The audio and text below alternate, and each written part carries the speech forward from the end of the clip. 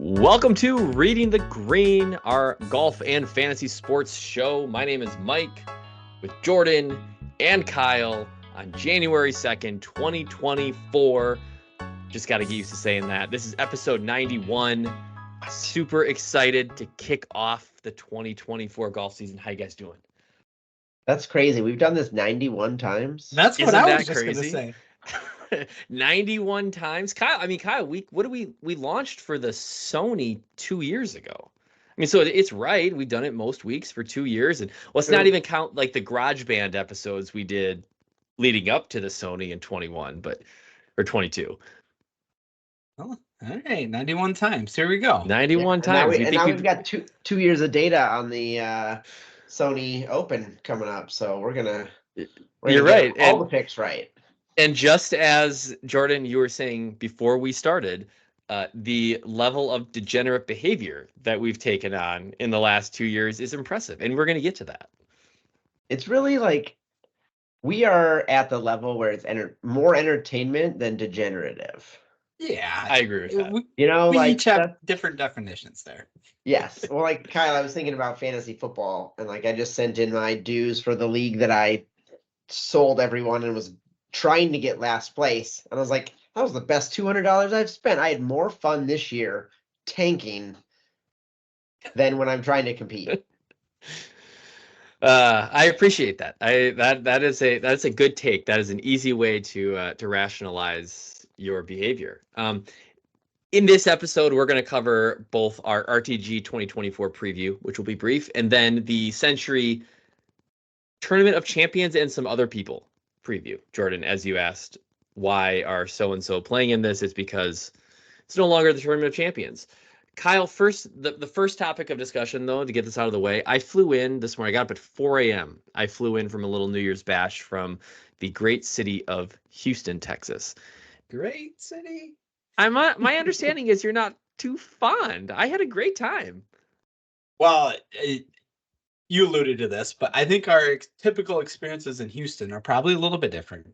Don't get me wrong, it has some cool areas. I just don't usually get to spend time in them when I spend a lot of time there for work. Jordan, did you know that Texas doesn't have really any zoning regulations for residential and commercial construction? I did not know that. I just know that they can't handle ice storms. Kyle, it's a really fascinating city where it's just, and this is any city in Texas, but it's just like strip mall, single family home, apartment building, strip mall, restaurant. There is so many dang emergency, urgent cares. There was a lot of those. Yeah, it's like, how often are people getting hurt? I don't get it. I had a good time. It was one. I hope you guys had a good New Year's celebration. Whatever it was. We drove back from Iowa and got back to Minnesota fairly late and didn't do a whole lot. Picked up some pizza. Well, I can tell you ours was less fun than that because we had been at our neighbor's house for an hour and a half before the oldest daughter barfed all over their kitchen floor.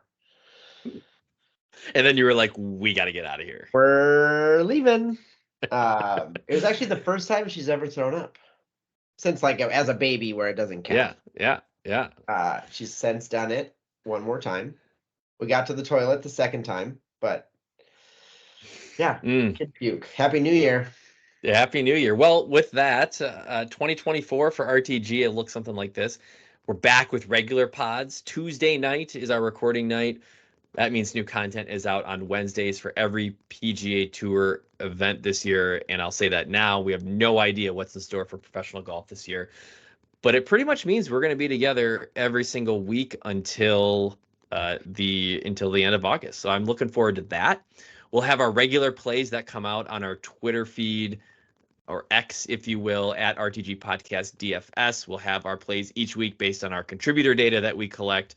We have some new contributors coming into the mix. We say goodbye to some old ones that we've been following for the last 2 years, which, Kyle, as a side note, you made a good point. This is literally like the transfer portal season for golf DFS content creators. Yeah, people are bouncing around like crazy. It was hard to track. We have to go check their Twitters. You got, guys writing one article for one place, DFS article at the other place. Yeah, help us out. Let us But like know the where you're Twitter at these days. the feed was nuts with people making all these announcements of companies they were moving between and hires and all this stuff, like Andy Lack getting hired by Run Pure Sports and Joe Idone going over to Rotoballer, but everyone held on to these until like the last 2 days. So it's been kind of wild. It's gonna make our job hard. The last thing I'll say is that we'll have some new features coming. I know we're trying to work a few things in our model. We are going to use, shout out to Rick Run Good, Rick Gaiman. We're going to use the Rick Run Good database as our primary stats database this year. And so we'll see what that's all about. Hopefully get a little bit of value out of that, plus some new things in the RTG model.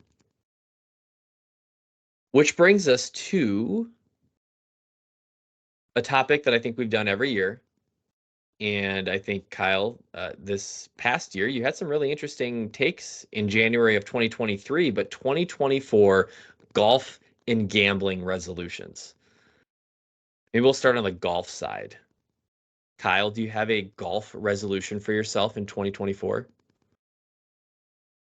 So last year, you career achievement last year. I did, but the consistency wasn't there, right? So I was focused on the lower score last year. This time I'm focused on the other end, a little bit more consistency.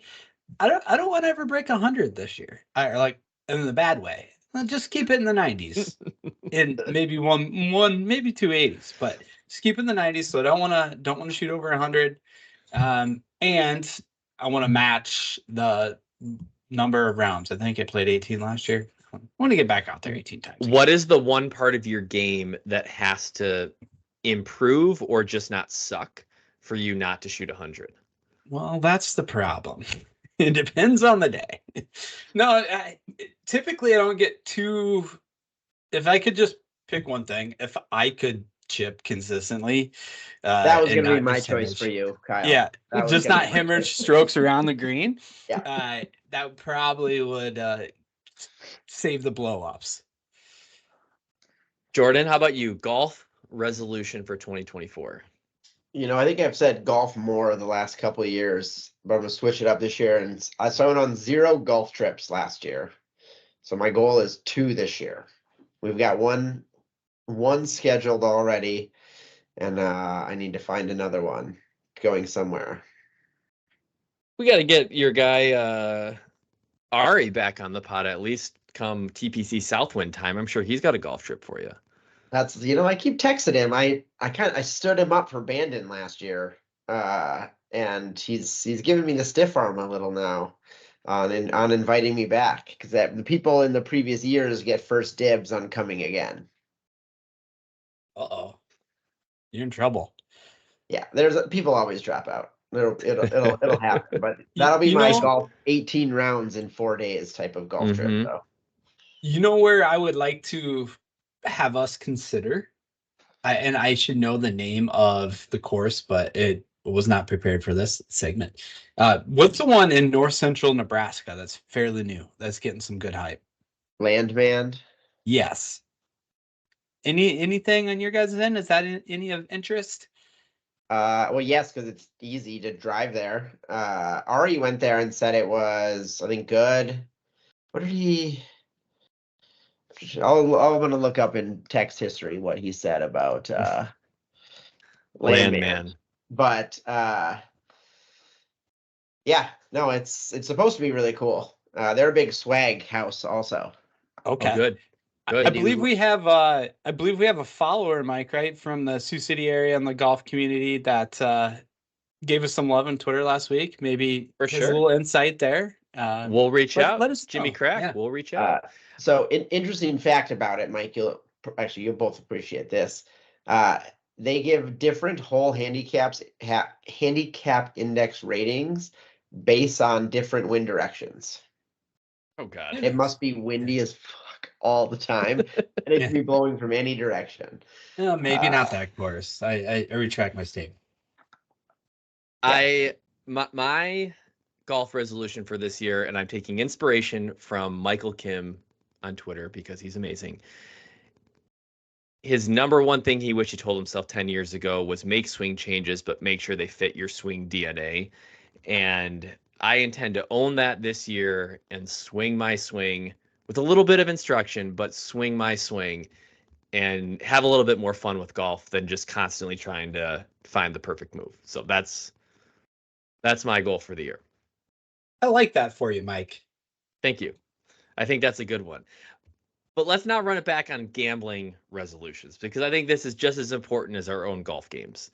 And I'll start. And my gambling resolution specifically for DFS is now really being in it for 2-3 years now. I want to really optimize contest selection, and I want to get away from, I know what contests I've done really poorly in, and I want to make sure that I don't do those anymore. So my goal for this year is all about contest selection. I might try some new things, but to really make sure that I'm not just blowing money on ones I know that my approach is not successful in. I like it. I like it. So last year I said I was gonna ship a contest. Funny enough, I did finally ship a decent sized GPP during our last beer pod, but it was for the second half of an NFL game, and rather low stakes. But hey, I won the day, right? So I did accomplish that. No one can take that from you. Win. Yeah, I did not get a golf win, so I'm gonna keep that out there because I'm gonna get one. I flirted. We had some bad Sundays. It's gonna happen this year. Jordan, my goal is just to remember to put lineups in all the time and to start the contest. Set the bar. I set the bar very low, right? Yeah, the contest. Well, I really wish DraftKings would fix it so I could just set it up as a recurring contest. Easy. But then there's weeks that it's not the main contest and they set it up for the alternate one. You can't delete contests. Yeah, right? And that part is dumb. Yep. Yeah. So Yep. Let's just come on. One more topic before we get to beer and the Sentry preview. Something new for RTG in 2024. We are actively discussing a strategy for the big Sandman Calcutta, which is basically a pick'em, winners only Calcutta for the 24 season. And we had our listener and friend of the pod on, Tony, last week or 2 weeks ago, and we talk about some of the crazy stuff that he's done gambling. I think this is a big step for us to get into a season-long Calcutta, but I'm super excited about it. So the way this one is set up is it's basically going to pay out a few percentage points if you pick a winner for the 2024 season. So the entire, I shouldn't say the entire field, I'm guessing it looks like maybe like the top 100 players you can bid on individually. So there'll be one owner of each of the top 100 players, and then somebody can also purchase the field, which would be everybody not on that list. And so, Jordan, what was the total value of the Calcutta pot last year? It was into the six figures. So this year is trending. Yeah. We could say this season is trending lower, but we're gonna figure out a way to get a piece of some of that. So initial strategy, I think what we've talked about is coming down board. So we're not looking for the premier elite players. We're coming down board, maybe looking a top 50-ish player at best, and then a bunch of darts. Kyle, is anyone in mind that, I know we're not showing, we're talking about the numbers right now, but guys you think that has some win equity that we can get for a decent price? I had my eye on Thomas Dietrich. I think just by nature of pools like this, someone that has played a lot more on the DP World Tour as opposed to the PGA Tour, we might be able to get a little bit of a break on. And he doesn't quite have the hot name that maybe some of the other even younger Euros have. So I'm intrigued. Another one I thought real low would maybe like a Brandon Wu. He's had some nice finishes last year. Mm-hmm. Woo. Yeah, other names that we had, I think Nick Taylor, Denny McCarthy, Russell Henley, all guys that have won and have had pretty good seasons as of late. JT Poston, I think, would fit that mix. Nikolai Højgaard. The one that I think is really underpriced right now, and you guys are all over Tyrrell Hatton. The only question is, how many PGA Tour events is he actually going to play this year? Well, if he's playing in the Sentry Tournament of Champions, I would guess a lot of them. Hopefully. Otherwise, he would already be counting his money. Yeah, with the live season starting in just a few weeks, I think that's probably right. That being said, value is fairly depressed on live golfers, obviously, because in a PGA Tour Calcutta, you're only going to be getting 4 appearances from those players. Would you take anybody? Kyle? Brooks? Nope. Nope. No. Phil thank you. Mickelson for the Masters. It's always a threat. He's gonna run it back. Well, always a threat. All right, let's do beer really quick because I have one that I'm always really excited to be able to find in Minnesota. Other half, one of my favorite breweries out of Brooklyn. This is Green City. This is usually pretty gettable a few times a year. Double dry hopped, hazy, just excellent stuff out of that brewery all the time. I've got one I brought back from Chicago. I don't even know what the Moore Brewing Company, but I like Moore. Clever name. It's the Loose Candies, double dry hopped, double India, double pale, double ale. That's a lot of doubles. Do we need a break so you can go get some more? No, I've got some. Hey, good one. But it has your favorite hop in it, Vic's Secret, Kyle. Yeah. Does like a white one? Oh, I always think it tastes like dish soap. That too. I don't know. Yeah, I don't like I was being sorry. I know you don't. You're not the biggest fan.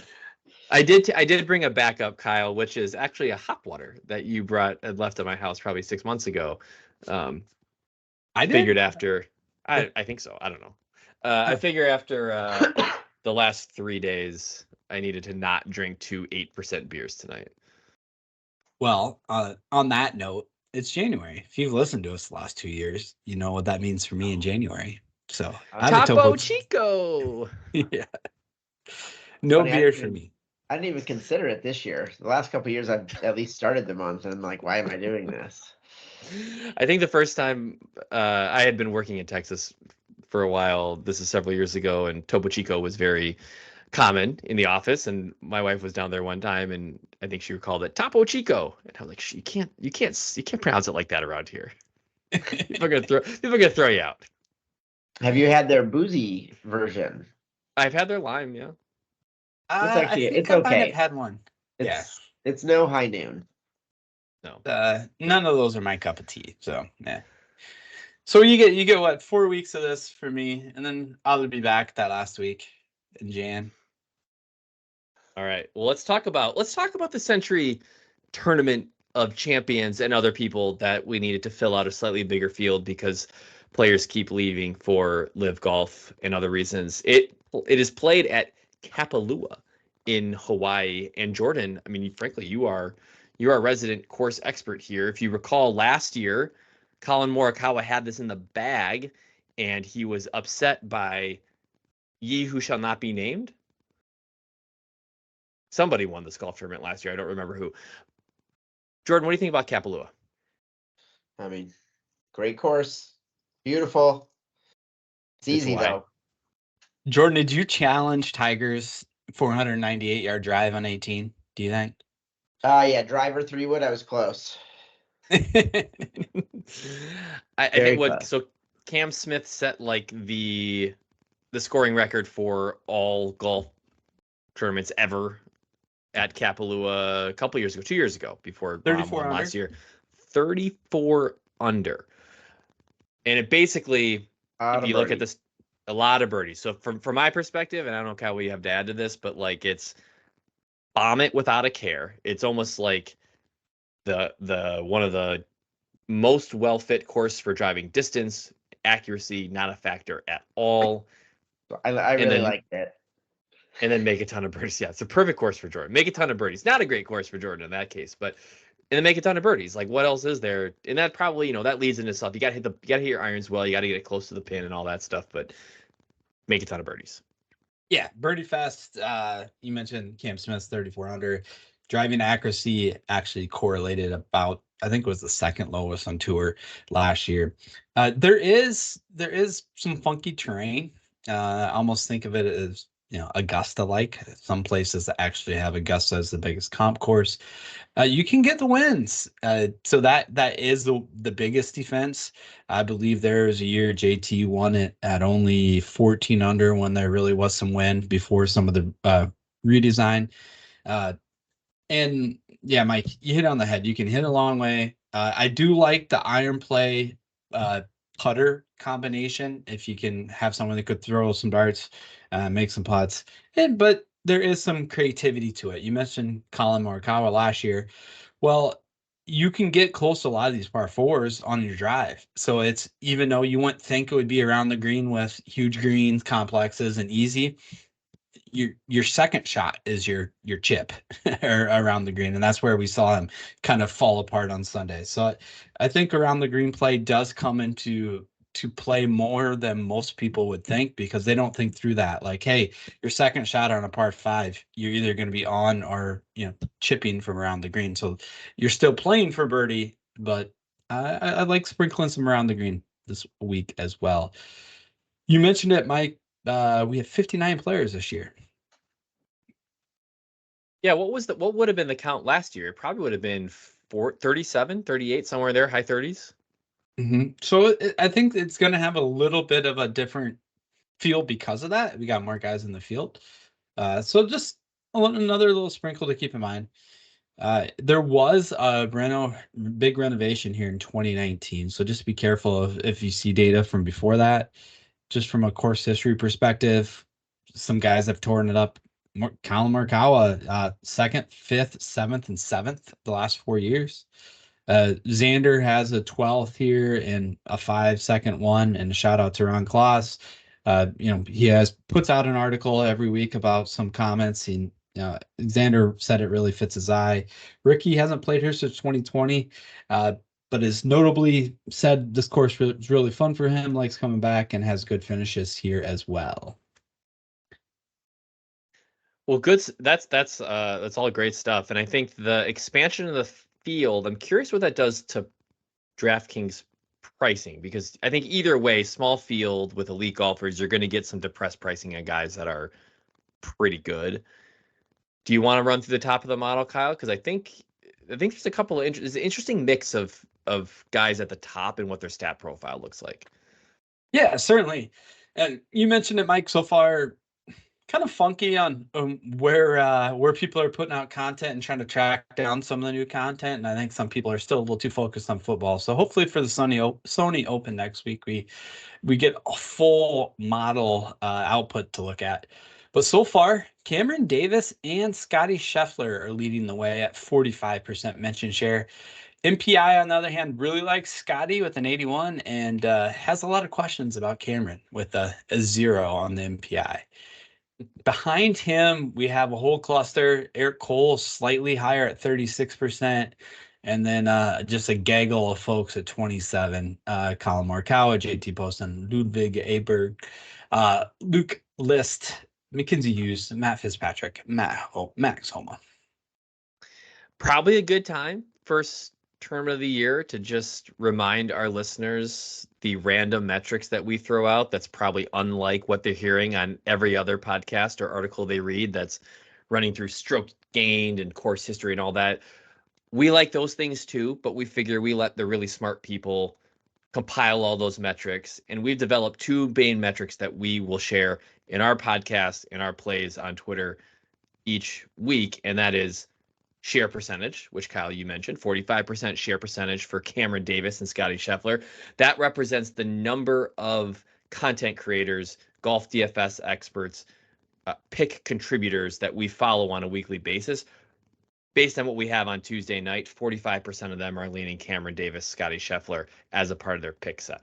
And so we tend to see correlation between, certainly in cut events, a lot of correlation between high mention share players and making the cut, which we know sets a really high floor.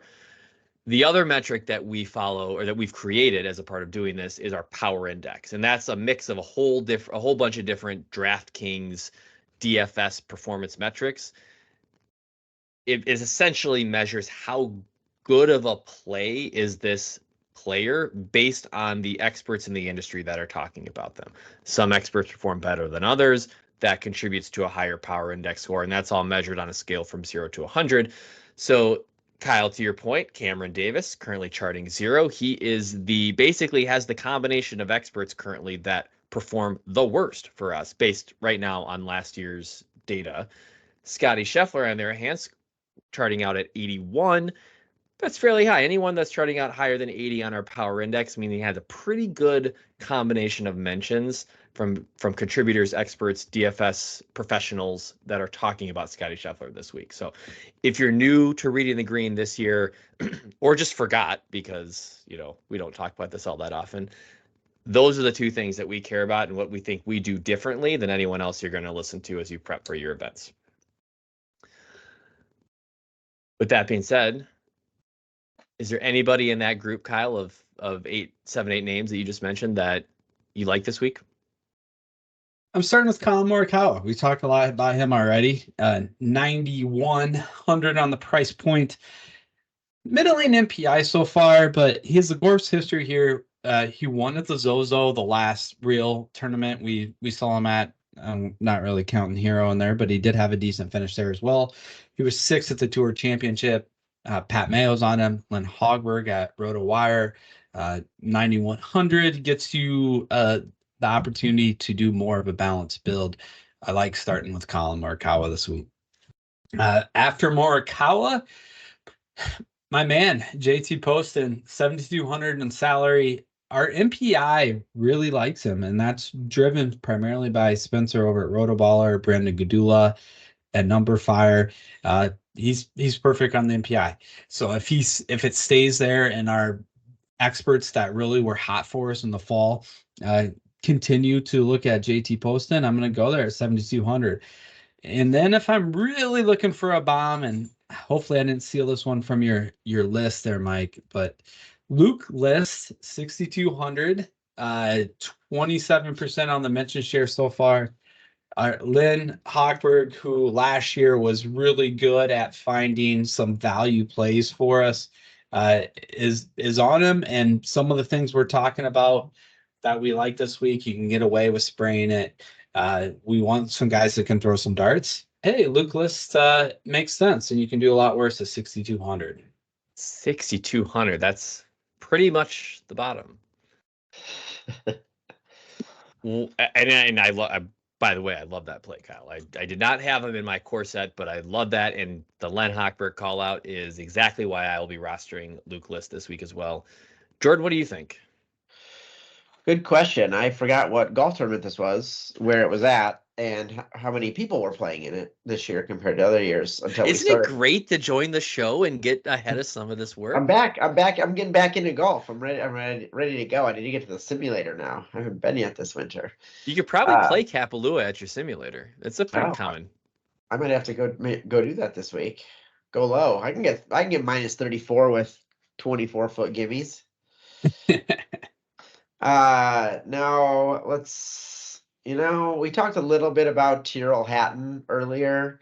He's expensive, but we always like Tyrrell Hatton. He's just he's low on our mention share, fine MPI. Low on everything. He's low on everything, but I'm feeling him for the Calcutta, and I think he's gonna win this first tournament. And then the only other one, I always like to go MPI. I trust the model because I don't think about this nearly as much as you guys do. Keegan Bradley getting a lot of love, 7,900. Well, not a lot of love, one love, but from a very good contributor. How great would it be to take Tyrrell Hatton, we go buy him in the Calcutta, and we start off the first week of the year with a win, and we're just playing with house money. Yep, and then we reinvested all in the Masters Calcutta and the PGA Championship Calcutta, and then we end up broke. I love that. My picks this week, Kyle, I like JT Poston. The model likes JT Poston. isn't a guy that's going to blow us away with driver distance. That's probably the only thing that conflicts with the profile that we're looking for. But if you want a guy that can fill it up, we talk about this every time we get a really soft course in JC Poston. We talk about his 62 or his win at Wyndham several years ago, where he didn't make a bogey or didn't make a bogey the entire week. He's a guy that can fill it up. And so I trust him to be able to find 61 or 62, potentially multiple days. Ludwig, I am really surprised here being priced at 8,700, given, again, the stat pro that I'm looking for just mashes it off the tee. He's obviously had a great fall. He gets his first win on the PGA Tour at the RSM Classic, has a top 10 at the WWT, has a T13 at the Shriners, finishes second at Sanderson's Farm. He had a great fall. I'm a little confused on why we're pricing him at 8,700. And so I figured between those two guys, they still can play up at the top. And Scheffler's obviously a great pick. I want to do a little bit more work on Vic. Vic had such an excellent end of the season last year. I think he fits this course perfectly. And so not getting a ton of love in the model right now. So I got a little bit of homework to do on why Vic is not higher. But maybe those are three guys that I'd be considering this week. So I'm glad you brought up a couple of those guys. So Ludwig is third. Well, at least he was when I was looking at it on the betting board from an odds perspective, which also blew my mind. Third most likely to win from the Vegas standpoint. And when you looked at Vic, I think part of the reason is he struggled here in the past. 18th, 31st, which I believe was dead last, right? And then 30th. That was before he was good, though. Well, correct. That being said, we saw the new Vic towards the end of the year last year, but he also had some of the Colin highly publicized duff chips here before. So I think that kind of sticks out in people's mind. And one of the reasons, people might be staying away a little bit. I haven't decided on my Vic play. Mm-hmm. Yeah, that is something I'm curious a little bit on ownership, if that's going to be a place where we can get a little bit of a break. I don't think so. I think some of the projections I've seen is he's going to be as highly owned as Scotty and Schauffele, Cantlay, Morikawa. I think all those guys could be touching in a small field like this. Those guys could be touching 30 pretty easily. Ludwig's probably up there too, given the price point, but 8,700 is tough to pass up for that. I talked about my New Year's resolution and how I wanted to make sure I was playing contests that fit, how I've performed in the past. And I really had been on a bad streak with tiers. I was not cashing at a rate that I expect to hit with tiers. The way that our model is able to isolate some really good tiers plays, we talk about it every week. Kyle convinced me not to abandon tiers early in the season here. Well, if there's a week to not do it, maybe it's here. I like tiers more at those large field format tournaments. But that being said, if you do want to dabble, I think you can find some really good players at the lower tiers this week. Let's look at tier 5. These are guys we haven't talked a whole lot about on the show so far. So I think can lead to an interesting conversation. Justin Rose, Russell Henley, Keegan Bradley, Sung Jae, and Sahith Theegala. So last year, on our betting preview show to start the year when we talked about Sentry, I said the guy I was going to be low on relative to the industry was Justin Thomas. That obviously worked out pretty well for me. I think that person for me this year is Sahith. People love him, wanted to go there a lot. I think I went there a lot last year, and I felt like it just kind of burned me. Don't get me wrong. He's a very solid player. I just think he gets cooked up a little bit more than is warranted. So this week, so far, the model is pointing towards Keegan Bradley as the play in tier 5. So we're lean as of now. Keegan keeping the magic going. I like that. Yeah. That brings us to the highly anticipated kickoff for the RTG name game, which this is going to be a featured segment this year. We got it. We had a lot of fun with it last year. We're going to do our homework this year. We're going to be all over it. We're going to have great themes. if you haven't listened to us before, the name game is a bit that we do where it's kind of like a narrative lineup, a fun narrative lineup bit where we basically make small teams of golfers based on some ridiculous concept or not ridiculous concept. And we have a little fun each taking a team and betting on it. Last year, I tried to make the case for the name game results resulting in a staggered start approach for the RTG Invitational. You guys didn't really like that.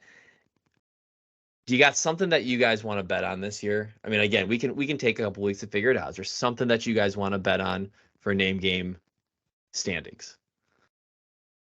I mean, if we're going to carry it all the way to the end of the year, I think it can tie into Weird Beer Night. Where if we vote one's really bad, the loser's got to finish those weird beers, and Okay. the winner doesn't have to bring any beers. Yeah. I don't know. There were some pretty terrible beers this year that I don't know if I could have taken down. That dill pickle was our guest Tony. And Tony loved it. Chugged it. Oh, Loved the dill pickle. Tasted like a dill pickle. All right, Kyle. Well, you took the honor of putting the name game together this week. The way this will normally work is the winner of the name game will put together the name game for the following week, and the loser of the name game will draft the team first for that week. So, Wait, can we remind who won last year? I forgot. We thought we should start with that. Yep, Jordan, you finished with 13. Ooh. 13 weeks won in the name game. I finished in second with 12 weeks won. Kyle, you finished in third with 11 weeks won. It was very tight. I mean, that's all one week difference, 1 point difference between each of us. And then we usually kick the last team to the listeners. They finished with 10. So it was very tight. Which is still funny that they just took the last pick every time and almost beat us. Yes, exactly. I guess we didn't give them the last pick every time, did we? Sometimes we let that. We chose for them. But yeah. Sometimes there was a narrative fit there. We gave them. Yeah. We gave them prep. So Kyle, you did put the game together, but you also did finish in last among the live hosts. And so I'm inclined to give you the first pick. Even though you put the game together, I will give you that privilege. I'll take second. Jordan will take third. Listeners will get what's left. Okay. Well, I wonder which one he's going to go with. Since we started the year, we're starting the year fresh here. We're resetting things a little bit. Mike's reminding everyone how we do it. Thought from a name game perspective, we'd start like a standard one we've gone to in the past as well. Not, I believe we use for the Scottish Open. I might have found pubs named like golfers in the general area or something along that line. It got wild. Yeah. That was sometimes fun, cringy. Sometimes cringy. Yes. Yeah. So this one, each team has 3 golfers. They have one golfer whose name starts with a K. They have one golfer for Kyle. We have one golfer name starts with J for Jordan, and one that starts with an M for Mike. Sometimes first name, sometimes last name. Had to make this work small field, but that's where we're at. So team 1, Siwoo Kim, Jordan Spieth, and Matt Wallace for a total salary of $22,500. Team 2, Tom Kim, JT Poston, and Mackenzie Hughes for a salary of $22,500. That was my target. Then that got harder to do as we went here. Team 3, Chris Kirk, Justin Rose, Max Homa, salary of $24,100. And Team 4, Kurt Kitayama, Jason Day, Matt Fitzpatrick for a salary of $25,400. And the interesting thing I find there is if you just reading those names, if you give it some thought, I'm really surprised that 4th team is almost $2,000 more than team 1 or 2. I agree with that. Just surprising me. No, I'm gonna start with team 2. Damn it. Tom Kim, JT Poston, and Mackenzie Hughes. So Kyle gets the first pick and takes the lowest priced team, which I think has the most win equity out of this set. It's sneaky.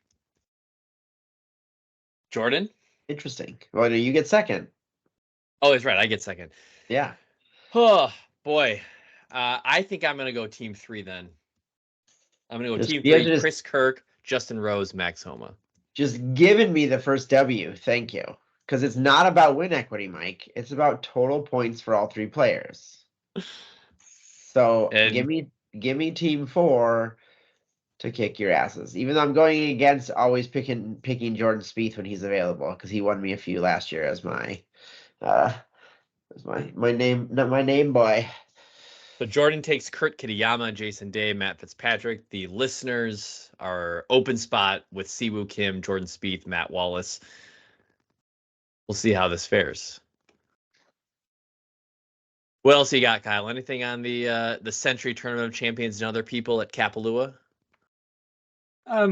We mentioned wind. Just keep an eye on the weather. A little too early to set the trajectory there, but looking like we could have some wind Friday afternoon and ended the day Saturday. So Slightly bigger field, so it's not like everyone's going off in like a 2-hour block. It's you could probably maybe you see a little bit of weather impact for some tee times. Not much of a wave advantage with only 60 players, but there might be something. As a side note, Jordan, I don't know if you did you have something, Jordan? I do. I have two things. Yeah. One and done comes out next week. I actually just sent you guys an invite to a new platform that is free. So So we don't have to take a rake. Go sign up for it and see if we approve of it. And the reason I found it is because I am in another version, a Survivor. Well, this one's actually, this is my one and done. I'm in a one and done and a Survivor through Sandman with a neighbor. We joined up together, and it's the one and done starts this week. So is where I need some advice on picks. I heard a lot of JT Poston love there, so he's currently my selection. What are we thinking? Oh boy. I mean, it's a no cut event. I just feel like you just burn someone, you don't burn Andrew Putnam. I don't know. Like but burning it, like I still want to make money. What's the pot here? Is it any good? Yeah, it's going to be elevated. However, they're doing that this year. I hadn't really thought about that for here. Like who's our birdie monster? First place is 3.6 million. That's almost half as much money as you guys made all last year, guys. So yeah, why are you asking us for advice? Yeah, trying the people finish in the bottom 5 of the RTG.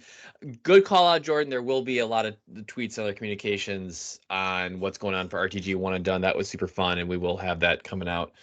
I did want to show off, Jordan, and for the video. Oh, I saw you drinking it. Yeah, my cool swag Yeti mug here.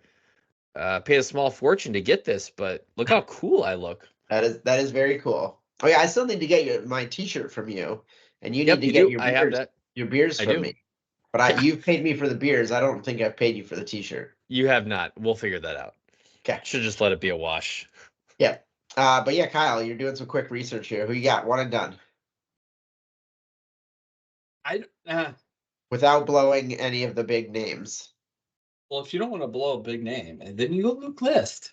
I mean, Luke List is not. That's not bad. Like he's got the driver distance to put himself in position here. So you'd go Luke List over JT Poston? Because JT has some it's what's your later lead in the season. I don't think you have to be a bomber by any means. Like I believe your boy Tommy Tables finished 7th year last year. So you get to roll out. You can throw darts and make putts, but if you're off, right? Where your path to not sucking with a long drive is more likely, right? I guess there's less variance risk there. But Luke List can also be god awful with the putter. So, I mean, yeah. He's had a whole off season to practice. Yeah. He can. Yeah. Well. Yeah. Exactly. But so this, I won't ask for more advice next week when we start our own, but I will start to ask advice in my Survivor one. I love that. So that's just making the cut. Got to make the cut. Okay. All right. Don't take Sungjae at the freaking Sony. Yes. Also, this one and done. If your pick wins the tournament, you can pick them again in the season. Ooh. Ooh, wow. Okay, that's it. I would go Morikawa. You think you're that confident he's gonna win? No, but I'm not saying that, but I Just go for the money. go for the money. It's an elevated event, and it's a small field. He has great history here, And if he wins, you get him again. and I don't. Yeah, I mean, granted, Morikawa's two majors, right? But you're not going to pick him at Augusta, so you're down to 3 majors from there. You know, I just a guy like him that doesn't just destroy it off the tee probably has less elevated events you would pick him at than other golfers of his ilk. How about that? Yeah. Okay. So I like- Morikawa is the pick, and if Luke List beats him, Kyle, you're in trouble. All right. Well, let's wrap the show. I'm sure we're going to debate this more after pod here, but that's our show. That's our preview for the Sentry at Kapalua. We'll be back in a week with our results for the Sentry and our preview of the Sony Open. You can find us on Twitter at RTG Podcast DFS, any major podcast platform with new episodes on Wednesday morning, and of course our YouTube channel, Reading the Green. See you in a week.